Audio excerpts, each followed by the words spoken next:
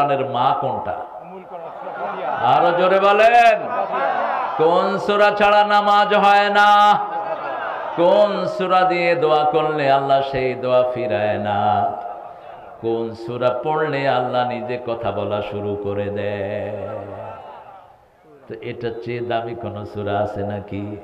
রাসূল একজন সাহাবীর হাত ধরলেন, আদুল্লুকা আ'যামু সূরা মিনাল কোরআন, O my companion, I will tell you the best সূরা অফ দ্য কোরআন।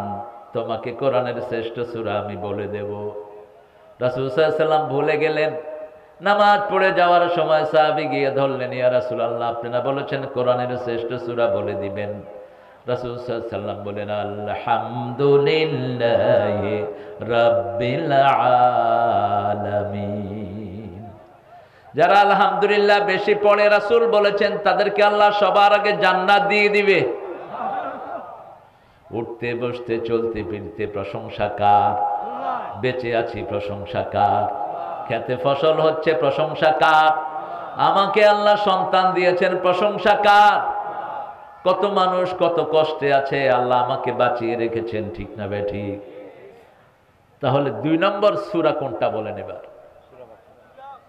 সূরা ইখলাস। সূরা ইখলাস। কেন? রাসূল একদিন রাতে বললেন সাল্লাল্লাহু, কে 10 পারা কোরআন পড়ে শুইতে পারবা? কেউ হাত তুলল না। রাসূল সাল্লাল্লাহু আলাইহি ওয়াসাল্লাম বললেন, যে সূরা ইখলাসে একবার পড়বে 10 পারা কোরআনের সওয়াব আল্লাহ তার আমলনামায় দিয়ে দিবে। আবার রাসূল সাল্লাল্লাহু আলাইহি ওয়াসাল্লাম বললেন, সূরা ইখলাস 10 বার যে পড়বে আল্লাহ তার জন্য বেহেশতে একটা প্রাসাদ বানায়া দিবে। সাহাবায়ে কেরাম বলেন, ইয়া রাসূলুল্লাহ, আমরা যদি বেশি পড়ি?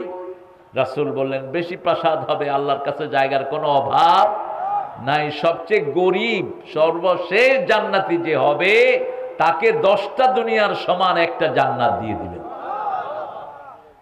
কোথায় এত জায়গা? আকাশের দিকে তাকান, এই যে ছোট্ট তারাগুলো দেখেন, আজকের বিজ্ঞান বলছে সবচেয়ে ছোট্ট তারা হলো দুনিয়ার থেকে 13 লক্ষ গুণ বড়।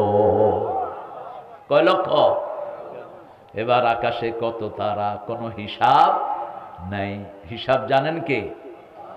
এবার বলেন 3 নাম্বার, তৃতীয় কোন সূরার দাম সবচেয়ে বেশি? প্রথম সূরা, 2 নম্বর, এবার 3 নম্বর বলেন।